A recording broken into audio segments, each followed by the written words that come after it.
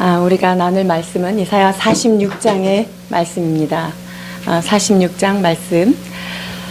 우리가 지난주에는 하나님께서 질서를 지키시고 질서를 따라 행하시는 그런 하나님인 것을 우리가 살펴보았었습니다. 여러분, 우리가 신자들, 성도는 어떤 사람입니까? 예배를 드리는 사람들이죠. 근데 예배를 드리다, 또 예배를 보다, 이렇게 두 가지가 붙어요. 근데 여러분, 진정으로 하나님께 드리는 예배는 예배를 드리는 것입니까? 예배를 보는 것입니까? 약간의 차이지만 상당한 차이가 있습니다. 예배를 드리는 것은 예배를 받으시는 하나님 앞에 나의 삶을 드린다, 온전히 맡긴다 라고 하는 의미가 들어있는가 하면, 예배를 본다, 이것은 어떤 의미가 있냐 하면, 예배 안에 참석은 했으나 방관자적으로 그냥 예배를 구경한다, 이런 뜻이 있어요. 우리가 예전에는 예배 보는 사람 이렇게 많이 얘기를 했는데, 우리는 표현이 어땠든 하나님 앞에 영과 진리로 예배를 드리는 자가 되어야 될 줄 믿습니다. 그래서 여러분들이 하나님이 받으시는 그 연락하는 예배를 드리는 것, 이것은 참으로 중요합니다. 이렇게 하나님의 자녀들이, 하나님의 백성들이 주님 앞에 예배를 드리기 위하여 우리가 이렇게 모였는데요. 여러분, 성도들이 넘어가야 될 위기들이 있습니다. 그것은 하나님이 보이지 않을 때, 보이지 않는 곳에서도 일하시는 하나님을 믿어야 하는 거고요. 또 하나님의 음성이 들리지 않을 때가 있어요. 도대체 이게 어떤 게 하나님의 뜻인지 알 수 없이 들려지지 않을 때, 그 묵묵부답의 위기의 시기를 여러분이 잘 넘어가야 합니다. 또한 이 현실이 내가 원했던 현실과 전혀 다른 상황으로 펼쳐지고 있을 때, 여러분, 이것이 보여지는 것이 하나님께서 허락하신 일이라고 하는 그런 절대적인 믿음을 가지고 이것을 극복해야 됩니다. 이게 내 기도가 불발됐다라고 보는 것이 아니라, 내가 원하는 상황과 다른 것이 펼쳐졌을지라도 그것이 결국은 하나님의 선하심이다 라고 이 믿음의 문턱을 탁 넘어가야만 여러분들의 신앙이 성장할 수 있다는 것입니다. 그러한 과정을 통하여서 우리는 더욱더 하나님만을 붙들게 되는 그런 신앙인이 될 수 있는 것입니다. 오늘 이사야 46장에서 우리 하나님은 그 놀라운 사랑과 은혜를 우리에게 허락하시는 하나님인 것을 말씀하고 계십니다. 그래서 하나님께서 당신 자신에 대한 선포를 하고 있는 말씀인데요. 46장 1절에서 2절 봉독해 주시겠습니다. 벨은 엎드러졌고 느보는 구부러졌도다. 그들의 우상들은 짐승과 가축에게 실렸으니 너희가 떼매고 다니던 그것들이 피곤한 짐승의 무거운 짐이 되었도다. 그들은 구부러졌고 그들은 일제히 엎드러졌으므로 그 짐을 구하여 내지 못하고 자기들도 잡혀갔느니라. 아멘. 여러분, 벨은 엎드려졌고 느보는 구부러졌도다. 이게 무슨 말인가? 자, 이 벨은 주인이라고 하는 뜻이 있어요. 이 벨은 그 당시 바벨론의 주신이었던 거예요. 메소포타미아 지역의 주신이었는데, 이 벨은 마르둑이라고도 하는 다른 별칭을 가지고 있습니다. 이 벨은 해와 비를 주관하는 신이라고 합니다. 그러면 이제 느보는 무엇이냐? 느보가 구부러졌다. 이것은 느보는 전지하다, 내가 잘 알고 있다, 즉 지혜의 신입니다. 자, 이 느보는 벨의 아들이에요. 여러분, 그 바벨론 시대에 바벨 할 때 벨이 들어가죠? 전능하다, 이런 뜻이 있죠. 그 다음에 벨사살 왕 알죠? 거기도 벨이 들어가 있어요. 그리고 자, 느보, 지혜의 신, 느부갓네살, 느보의 변형이에요. 그리고 느부사라단, 이렇게 느보와 벨이 실제로 그들의 삶 가운데 깊이 뿌리 내리고 있다는 거예요. 이것은 무엇을 의미합니까? 전지한 신과 전능한 신, 이 두 신이 합쳐져서 그 신을 우리가 갖다 쓰면 기근도 들지 않겠고, 내가 원하는 소원을 그 풍요의 신에게 빌었을 때 그 풍요를 우리에게 가져다 줄 것이라고 하는 소망을 가지고 그들의 삶 속에 이런 신의 이름들이 뿌리 깊게 박혀 있는 것입니다. 그런데 지금 바벨론의 포로로 끌려가 있는 상태에서 이 말씀은 얼마나 소망적인 말입니까? 벨, 니네가 전능하다고 떵떵대지만 너는 반드시 엎드려질 것이다. 느보, 네가 지혜의 신인 것 같고 네가 역사를 다 알고 있는 것 같지만 너는 반드시 엎드려지고 굽으러질 것이다 라고 지금 선언하고 계시는 것입니다. 이 모든 것들은 오히려 모든 사람들에게 짐덩어리가 돼서 아무런 효력도 발휘하지 못하는 그런 우상이다 라고 주님께서는 말씀하고 계십니다. 자, 5절에서 7절, 그 하나님이 나는 너희들이 섬기는 그런 우상과는 비교할 수 없는 하나님이다 라고 말씀하고 계시는데요. 5절에서 7절입니다. 너희가 나를 누구에게 비기며 누구와 짝하며 누구와 비교하여 서로 같다 하겠느냐.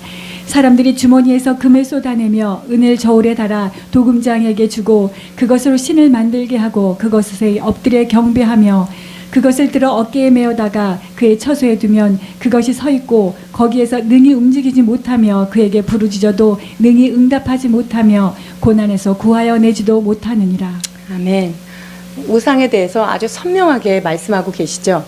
여러분이 어떤 처음에는 좋아 보여서 물건을 딱 사다 놨는데 나중에 그 물건이 굉장히 짐들 때가 있죠. 바로 우상이 그렇다는 거예요. 어깨에 매다가 사람들한테 금장색에게 돈을 줘서 그 원하는 우상들을 금과 은을 들여서 만들어서 나에게 유익을 줄 것이라고 생각하고 나의 정열과 나의 열심과 나의 에너지를 쏟아 부었건만 결국 그것이 나중에 어디다 갖다 놓을 데도 없는 짐덩어리다. 이게 바로 우상의 모습이다 라고 말씀하고 계십니다. 이 느보는 엎드러지고 벨이 구부러지고 하루아침에 여러분 정말 그들이 엎드려지는 일을 주님께서는 행하십니다. 어떤 일이 일어났을까요? 여러분 바벨론이요, 페르시아에게 침공을 받는데 바벨론 그 궁정 안에서 술 먹고 벽에 메네메네 데겔 우바르신 이러면서 자기네들이 하나님의 그 성전에 있는 기명들에다가 술을 먹고 자기네들의 가물을 즐기다가 어떻게 됐죠? 하루아침에 그날 그 바벨론은 끝이 나게 됐습니다. 그러니까 지금 주님께서 너희들이 이 바벨론에게 포로로 고달프고 힘들고 그 신들에게 묶여서 너희가 힘든 것 같지만 내가 그들을 반드시 심판하겠다라고 말씀하고 계시는 것입니다. 자, 그리고 하나님께서 정확한 예언을 말씀하시는데 11절의 말씀입니다. 내가 동쪽에서 사나운 날짐승을 부르며 먼 나라에서 나의 뜻을 이룰 사람을 부를 것이라. 내가 말하였은즉 반드시 이룰 것이요 계획하였은즉 반드시 시행하리라. 아멘. 주님께서 반드시 시행하겠다고 말씀하셨는데 반드시 시행됨으로 말미암아 하루 저녁에 바벨론이 페르시아에게 멸망되는 일이 있었습니다. 여기 보니까 내가 동쪽에서 사나운 날짐승을 부르며, 여기서 사나운 날짐승이 다른 번역서에는 독수리로 표현되어 있습니다. 이게 누구냐면 고레스 왕을 뜻합니다. 그래서 고레스를 인하여서 이 바벨론은 하루아침에 끝을 내는, 정말 벨과 느보가 아무리 강성해 보였으나 그들이 섬기는 신이 전지하고 전능한 신으로 추앙하고 믿었지만 결국은 여호와의 하나님 손에서 하루아침에 무너졌다는 것을 우리는 역사 속에서도 증명할 수 있는 것입니다. 이 바벨론이요, 얼마나 떵떵거리고 살았지만 이 제국은 100여 년도 가지 못하고 아주 짧은 그런 제국을 맞고 끝나게 됩니다. 이 벨신과 느보신 이런 우상들은 하나님 앞에서 꼬꾸라질 수밖에 없는 것입니다. 이스라엘 백성들이 블레셋과 전투를 하게 됩니다. 블레셋과 전투를 하는데 언약궤를 빼앗기는 불상사를 갖게 되죠. 근데 이 언약궤를 빼앗기고 나서 이 블레셋 사람들이 언약궤를 갖다가 자기네 다곤 신산 앞 신전에다가 갖다 두지요. 그랬더니 어떤 일이 일어났습니까? 이 다곤 신전에 들여놨던 언약궤가 들어와서 그 다음날 가보니까 자기의 그 다곤 신이 땅바닥에 팍 엎어져서 힘을 못 주고 있는 모습을 발견하게 됩니다. 그러니까 이 블레셋 사람들이 이게 이렇게 불길한 예감이 드는구나 하면서 다시 그것을 세워놨습니다. 다시 세워놓고 나서 어떤 일이 있어요? 자, 보시겠습니다. 사무엘상 5장 3절 4절입니다. 아스돗 사람들이 이튿날 일찍 일어나 본즉 다곤이 여호와의 궤 앞에서 엎드러져 그 얼굴이 땅에 닿았는지라. 그들이 다곤을 일으켜 다시 그 자리에 세웠더니 그 이튿날 아침에 그들이 일찍 일어나 본즉 다곤이 여호와의 궤 앞에서 또 다시 엎드러져 얼굴이 땅에 닿았고 그 머리와 두 손목은 끊어져 문지방에 있고 다곤의 몸뚱이만 남았더라. 그렇습니다. 그 벨이 엎드러지고 느보가 구부러지는 그런 역사들이 하나님의 능력이 이렇게 나타나게 됩니다. 자, 그런데 여러분, 이 블레셋과의 전투에서 이스라엘 백성들이 패하잖아요. 그러면 언약궤를 가져다가 패했기 때문에 이스라엘 백성들이요, 우리가 언약궤를 좀 가지고 전쟁터에 나가면 이기지 않을까라고 하는 소망을 가지고 실로에서 그 언약궤를 가지고 와서 싸웠는데 싸운 다음에 또 실패했어요. 자, 그러면 여러분, 다곤 신상에서, 다곤 신전에서 이 법궤가 이렇게 파워를 발휘할 수 있었다면 왜 전쟁터에서 언약궤를 가지고 나갔을 때 이스라엘 백성들이 이기기를 그렇게 소원하고 했는데 왜 언약궤를 가지고 나갔을 때는 하나님의 파워를 거기서 보여주지 않았을까요? 하나님은요, 그들이 어떤 결과를 내기 위하여 언약궤마저도 우상처럼, 럭키스타프처럼 사용하는 것을 원하지 않으신다는 것입니다. 여러분, 하나님은 능력의 하나님이시지만 우리가 그 하나님을 인격적으로 정말 하나님의 뜻 가운데 순종하며 내가 하나님을 경외하는 삶으로 나가기를 원하는 자에게는 하나님의 능력을 나타내 주시는 것입니다. 자기의 유익 위하여, 자기의 이익을 위해서, 자기 자랑을 위해서 하나님을 사용하는 것, 여러분, 이것은 언약궤를 가지고 나가면 전쟁에 승리할 것이다 라고 하는 헛된 기대와 같다는 것입니다. 하나님은요, 누가 주를 경외하는지 아십니다. 누가 전심으로 주님을 찾고 누가 진심으로 하나님을, 여호와 하나님을 대접하는지 주님은 잘 알고 계십니다. 그리하여서 여러분들이, 사람들이 볼 때 내가 어떤 선행을 하거나 어떤 구제를 많이 하거나 대단한 업적을 쌓지 않아서 사람들이 나를 못 알아볼 수도 있지만 여호와를 진심으로 경외하고 그분을 존중하는 자에게는 하나님께서 그의 능력을 나타내 주시는 것입니다. 그 이유는 바로 하나님께서 우리들과 주고받는, 거래처를 대하는 그런 우상과 같은 데서 벗어나서 나를 인격적으로 만나자라고 부르시는 부르심인 것입니다. 우상은 어떻다 그랬어요? 금장세계에 가가지고 돈을 줘서 내가 원하는 신은 이거야, 이걸 만들어줘, 이걸 만들면 거기에서 나에게 이런 혜택을 줄 거야 라고 하는 거래가 들어있는 거예요. 그러나 하나님은 무엇을 원하십니까? 마음을 다한 온전한 경외함, 그것을 원하고 계시는 것입니다.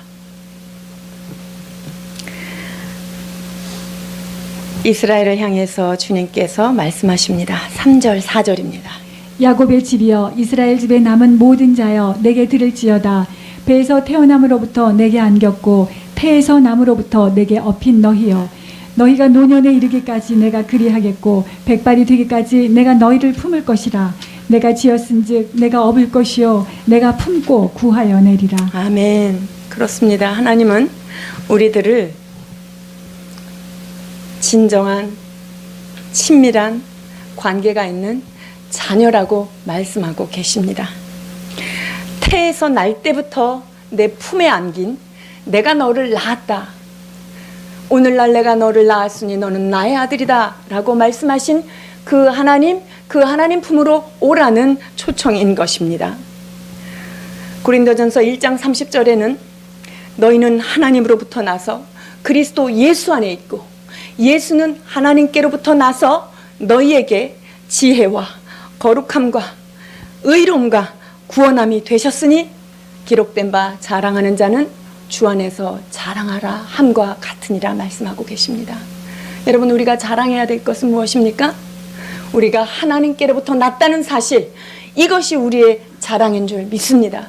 너희는 하나님께로부터 나서 그리스도 예수 안에 있고, 여러분, 하나님께로부터 난 자들이 예수 안에 있는다, 그리스도 예수 안에 있는다는 말은 무엇입니까? 하늘의 신령한 모든 것들을 예수 그리스도에게 허락하셨고, 그 허락하신 충만한 복이 예수 안에 머무는 자들에게는 그 복이 우리의 복이 되는 것입니다. 그렇기 때문에 하나님께서 내가 너희를 태에서 낳았다, 내가 너희를 태초부터 모태로부터 너를 조성하였다, 이 말씀은 우리 인생에서 가장 큰 자랑이고 면류관인 줄 믿습니다. 예수 그리스도 안에 있는 모든 보배로운 것들이 우리의 것으로 흘러오는 것입니다. 찬송하리로다 하나님 곧 우리 주 예수 그리스도의 아버지께서 그리스도 안에서 하늘에 속한 모든 신령한 복을 우리에게 주셨도다 선언하고 계십니다. 우리가 그리스도 예수 안에 거할 때 하나님께서 예비하신 하늘의 충만한 것, 땅의 풍성한 것들이 우리의 것이 되는 것입니다. 이 하나님의 놀라운 사랑이 노년에까지 그렇게 하겠다라고 말씀하고 계십니다. 내가 너희를 사랑하는 그 사랑을 노년에 이르기까지, 백발이 되기까지 그렇게 인도해 주시겠다라고 말씀하고 계십니다. 여러분, 머리가 세워지도록 너무 생고생하지 마시고, 백발이 되어 너희의 노년에 이르기까지 내가 너희를 업고 가겠다, 내가 너희를 품에 안고 가겠다라고 말씀하시는 주의 사랑 안에 거하시기를 축원드립니다. 여러분, 이스라엘이 광야 40년을 어떻게 지냈을까요? 그것은 바로 하나님께서 그 이스라엘 백성들을 아버지가 아들을 품음과 같이 품고 지났기 때문에 견뎌낼 수 있었던 것입니다. 내가 너를 지었고 내가 너를 지었으니 내가 너를 업을 것이요 내가 품고 구하여 내리라 라고 말씀하고 계시는 것입니다. 여러분, 하나님께서는요, 우리의 인생을 태에서 남으로부터 그리고 하나님 앞에 갈 때까지, 우리의 머리가 백발이 될 때까지 우리를 인도하시는 하나님이시라고 말씀하고 계십니다. 그래서 요람에서 무덤까지 우리의 인생을 온전히 책임지시는 하나님이 우리 아버지십니다. 사람들에게, 인간들에게 있어서 비극이 무엇입니까? 여러분, 하나님은 사랑이라고 분명히 자기소개를 명쾌하게 하셨습니다. 자, 그런데 그 하나님의 사랑 안에 있지 못하는 이유, 우리가 그 하나님의 사랑을 받지 못하는 것은 무슨 이유가 있을까요? 입으로는 우리가 하나님을 아바, 아버지, 하나님 아버지 라고 부르고 있지만 마음으로는 그분이 내 아버지가 아닌 경우가 너무 많은 거예요. 여러분, 이것이 하나님께서 예비하신 모든 풍성한 것들을 우리가 누리지 못하는 비극이 된다는 것입니다. 그렇다면 그 노년이 될 때까지, 백발이 될 때까지 내가 너희를 업고 가겠다라고 말씀하신 그 하나님을 우리가 신뢰하기만 한다면 그분의 사랑이 우리에게 흘러올 줄 믿습니다. 여러분, 하나님의 앞에 이 말씀은요, 매우 신비한 거예요. 여러분, 일간에 똑같이 말씀이 선포되고 말씀이 나가지만 그 말씀이 누구에게는 능력이 되고 어떤 사람에게는 그 말씀이 그냥 길가에 떨어진 돌짝밭에 털어진 열매 맺지 못하는 그러한 씨앗이 된다는 것입니다. 그런데 하나님께서 내가 너희들을 노년에까지 보호하시겠다라고 말씀하시는 이 진리의 말씀이 탁 뿌려지면, 옥토에 뿌려진 자는 아하, 이제 내가 노후 대책 때문에 벌벌 떨고 두려워할 필요가 없겠구나 라는 것을 알 수가 있습니다. 하나님의 약속을 붙드는 자는 노년도 두렵지 않습니다. 노년의 질병도 두렵지 않습니다. 노년에 먹고 사는 문제도 두렵지 않습니다. 노년에 내가 어떻게 대우를 받으면서 살 것인가도 두렵지가 않습니다. 왜냐하면 여러분, 우리 인생을 책임지시는 분은 하나님이시기 때문에 그렇다는 것입니다. 우리 인생들이 하나님이 품으시겠다고 하는데 그 품을 벗어나고 그 품을 어찌하든지 쭉 빠져나가려고 하는 그런 고집스러움과 어리석음만 버린다면 우리 하나님의 품속에서 모든 풍성한 것을 누리게 될 줄 믿습니다.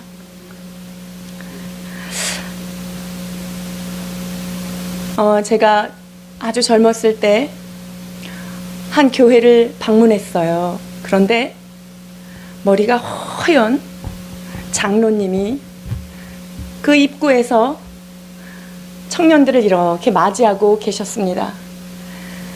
그 백발이 노인의 면류관이다 라고 말씀하신 그것이 저는 그날 말씀이 순식간에 깨달아졌습니다. 아, 머리가 백발이 되도록 하나님의 충만한 사랑으로 간단한 안내였어요. 자리를 안내하는 그것이었지만 그분의 안내를 받고 제가 자리에 앉으면서 저는 하나님의 나라를 경험하게 되었습니다. 그러면서 제가 거기서 기도했어요. 하나님, 저도 저분처럼 나이가 많이 들어서 머리가 하얗게 되어도 저렇게 해맑은 순수한 모습으로 하나님을 끝까지 섬기게 도와주옵소서. 우리의 인생이 백발이 될 때까지 하나님께서 보호하시겠다고 하는 이 약속은요, 이 험한 세상에서 얼마나 위로가 되고 힘이 되는 말씀인지 모르겠습니다. 여러분, 우리 시드교회 성도들은요, 나이가 들고 머리가 백발이 되어도 주님의 말씀을 어린아이처럼 믿는 순수한 신앙을 놓치지 않는 우리가 되기를 축원드립니다.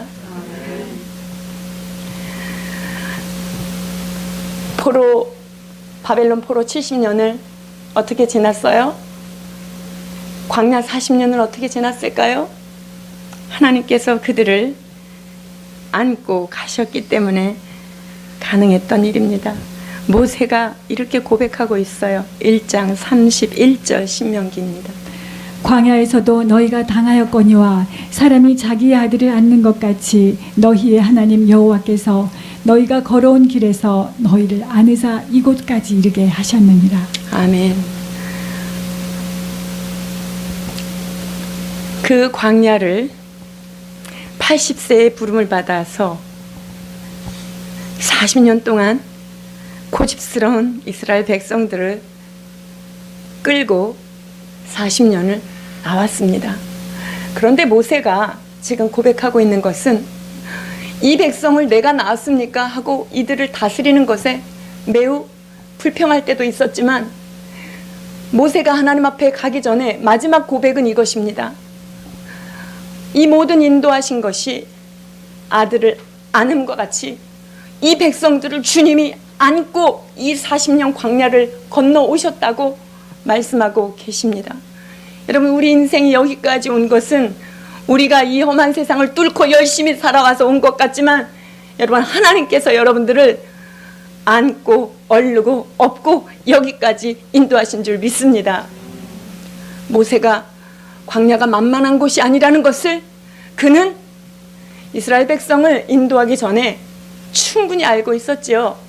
그러면서 1장 17절에, 신명기 1장 17절에 이 광야는 크고 두려운 곳이다 라고 말씀하고 계십니다. 이 모세가 생각할 때 이 광야는요, 너무나 두려워요. 그런데 그 두려움보다 더 큰 은혜가 무엇이었습니까?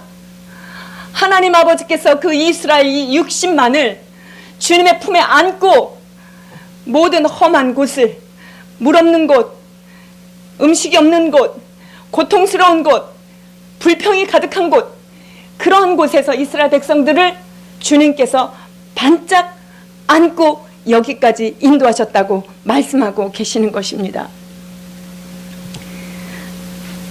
짐승이 울부짖는 광야에서 너희를 인도해 내셨다.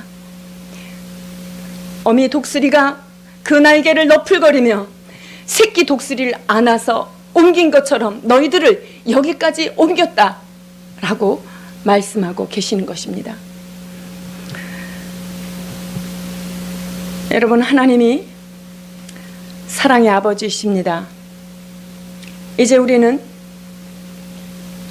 우리를 안고 가시는 그 하나님 앞에서 모든 두려움과 염려와 걱정을 내려놓고 그분의 품에 안겨야 될 줄 믿습니다. 주님 손에 안기운 자, 네가 물 가운데로 지날 때 내가 너와 함께 할 것이며 너희가 강을 건널 때에 그 물이 너를 침몰치 못하겠고 너희가 불 가운데 지날 때에도 불꽃이 너를 사르지 못하리라 약속하고 계십니다. 사랑하는 여러분, 하나님의 품을 떠나지 마십시오. 하나님이 인도하시는 대로 주님 앞에 마음을 기대시고 내가 이거를 살아내야 되겠다 라고 하는 긴장도 내려놓으십시오. 젖된 아이가 어미 품에 안기운 것처럼 내 영혼은 평안한 아이다. 시편 기자가 고백하고 있습니다. 여러분, 진정한 평안은 어디에서 옵니까? 내가 원하는 것을 쟁취했을 때 오는 것이 평안이 아닙니다. 그 평안은 세상이 주는 평안입니다. 주님께서 주시는 평안은 세상이 주는 것과 같지 않은 하늘에서부터 내려오는 그 평안입니다. 그 하늘로부터 내려오는 온전한 평강을 누리기 위해서 우리가 해야 될 일은 두 손을 넓게 벌리시고 우리를 기다리시며 안으시기를 원하시는 그 하나님 품으로 달려가서 안겨야 하는 것입니다. 여러분, 마음이 하나님과 소원해진 부분이 있습니까? 다시금 주께로 달려오십시오. 우리가 아이들 걸음마 벌릴 때 어떻게 하죠? 두 팔을 벌리고 이리 와 이리 와 이리 와 이리 와 이리 와 하죠. 그러면 걸음을 겨우 걸을 때는 한 걸음 한 걸음 넘어지면서 옵니다. 아, 근데 이제 걸음이 빨라지기 시작하는 이제 3, 4세를 지나면 어떻게 되죠?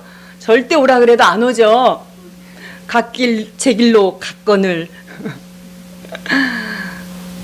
우리가 양같이 각기 원하는 대로 돌아다니게 됩니다. 그러나 여러분, 가장 안전한 곳이 어디입니까? 주님의 품 아닙니다. 주님 품으로 나올 때 내가 그 염려하던 모든 것들이 눈 녹듯이 사라지고 하나님께서 주시는 그 하나님의 심장 소리를 들으면 아, 주님이 무엇을 원하시는구나 알 수 있게 돼요. 하나님께서 말씀하시는 그 마음과 마음이 통하는 그것이 주님 품에 안겼을 때만 들리게 된다는 것입니다. 그래서 다른 데서 답을 구하지 마세요. 주님 품에 안기면요, 하나님의 심장 소리를 들으며 하나님의 마음을 읽게 되는 것입니다.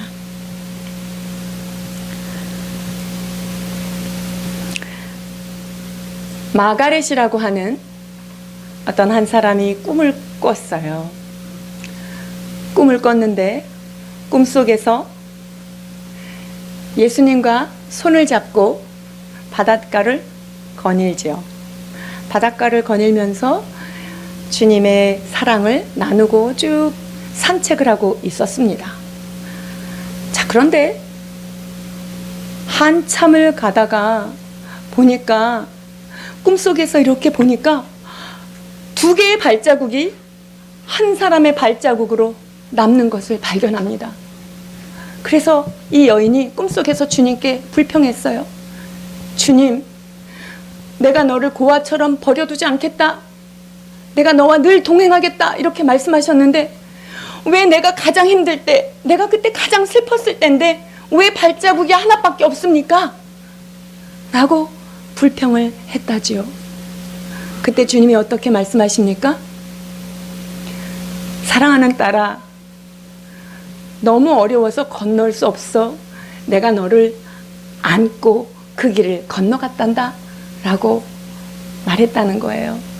여러분, 이 꿈의 일화가 얼마나 많은 사람들에게 감동을 주었는지, 이 업고 가시는 하나님, 안고 가시는 그 하나님에 대하여 하나님께서 그 여인을 통해서 말씀해 주신 것입니다. 여러분, 우리가 세상에 많은 이리떼와 사자가 드글거리고 있습니다. 그러나 하나님께서 우리를 보호하신다면 그 세상의 어둠의 영들이 우리에게 다가오지 못합니다. 우리를 해치지 못하는 것입니다. 여러분, 하나님의 그 넓고 따뜻하고 푸근하신 품에 늘 안기어 사는 여러분 되시기를 주님의 이름으로 축원드립니다. 기도하시겠습니다.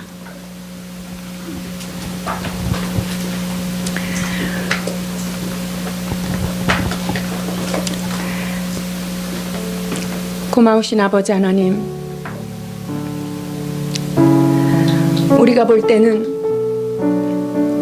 바벨론이라는 제국이 우리를 묶고 우리를 옥에 갇히게 한 두려운 존재이지만 배는 엎드러지고 누보는 구부러졌도다 말씀하신 주님 은혜를 감사합니다. 주님 품에 안고 우리를 험한 세상에서 횡단해 주신 하나님의 은혜를 인하여 또한 감사를 드립니다. 엄마 품에 안기운 어린아이가 세상의 어떤 혼란과 환란 속에서도 평안히 눕고 자기도 하는 것처럼 우리가 하나님 품 안에서 우리의 인생을 안심하며 안도하며 살아갈 수 있도록 축복하여 주시옵소서.